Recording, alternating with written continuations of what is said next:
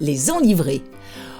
Comme reprise, retour. À Paris, en ce qui me concerne, et bien sûr, rentrée des classes, rentrée littéraire, rentrée commerciale, rentrée à toutes les sauces. Pour ma part, j'ai choisi en ce jour de vous lire 2 textes de Philippe Muret.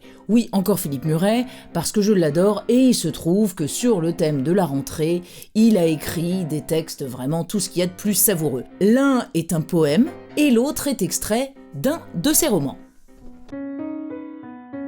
L'enlivreuse.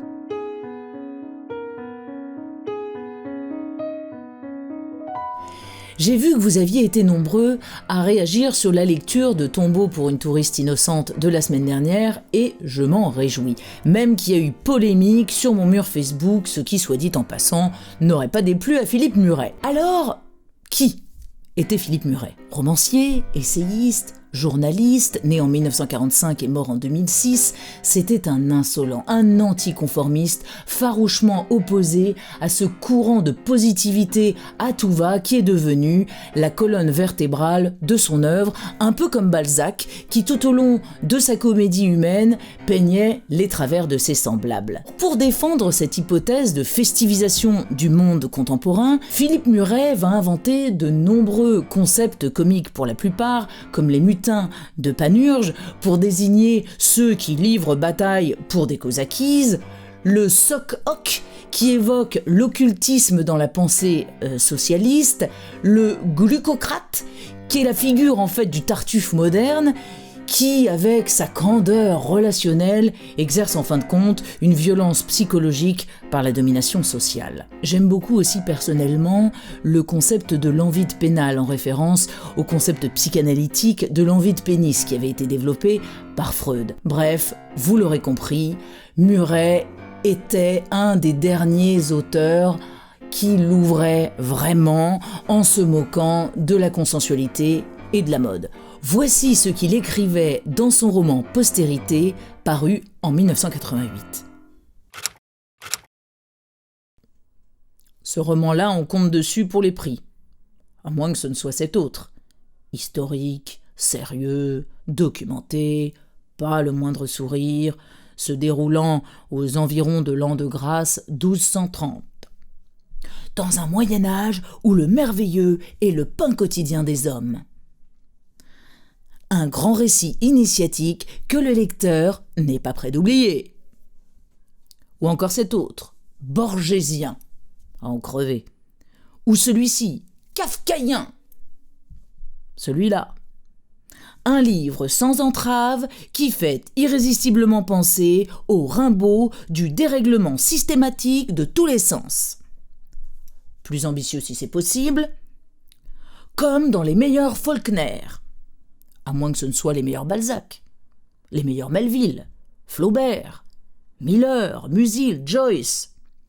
Vif, insolent, à contre-courant comme Stendhal. Hagard, ténébreux, contradictoire et rayonnant comme Dostoïevski. Vous pensez, comme j'ai eu 1000 fois l'occasion d'explorer dans leur détour, ces coups de génie saisonniers, ces folles aventures voluptueuses. À craquer ce style d'une verdeur jamais vue. Ces amours qui n'en finissent pas de renaître, ou qui ne veulent pas mourir, ou qui se cramponnent. Ces psaumes jaillis d'un cœur en déroute. Cette incroyable et minutieuse restitution du langage d'un temps révolu. Tous ces imparables chocs, en résumé, que vous allez recevoir à l'automne, j'aime mieux vous prévenir, accrochez-vous, la rentrée va être sévère. Alors, elle sera sévère, certes, mais comique aussi, comme souvent sous la plume de Muret. Le poème que je vais vous lire maintenant est extrait du recueil Minimum Respect. Oui, le même que celui dont était extrait Tombeau pour une touriste innocente que je vous ai lu la semaine dernière. D'ailleurs, si vous ne l'avez pas encore écouté, vous pouvez cliquer sur le lien juste au-dessus et vous m'en direz des nouvelles. Et maintenant, le nouveau poème que je vais vous lire s'appelle « C'est la rentrée ». Les médiatiques et leurs flicards.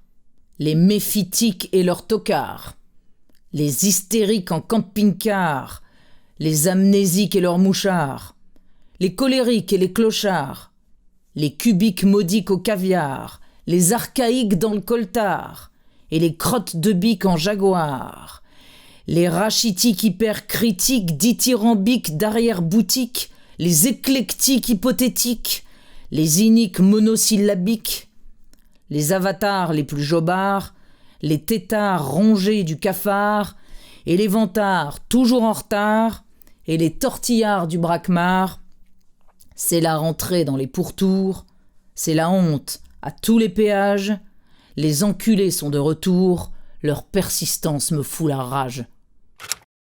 Les enculés sont de retour, leur persistance me fout la rage. Les enculés sont de retour, leur persistance me fout la rage. Que ce soit des octosyllabes, de la prose ou même des alexandrins, Philippe Muret se moque toujours de l'inanité du monde dans lequel on vit, et c'est toujours savoureux, méchant, parfois vulgaire, mais pourtant d'une élégance rare. D'une élégance rare comme l'enlivreuse qui de ce pas va se saisir de sa petite règle, aller préparer son petit cartable pour le prochain enlivrement, et d'ici là, je vous donne 2 devoirs. Premier devoir, abonnez-vous. Deuxième devoir, enivrez-vous, enivrez-vous, enivrez-vous. Il n'y a que comme ça que vous serez enivré.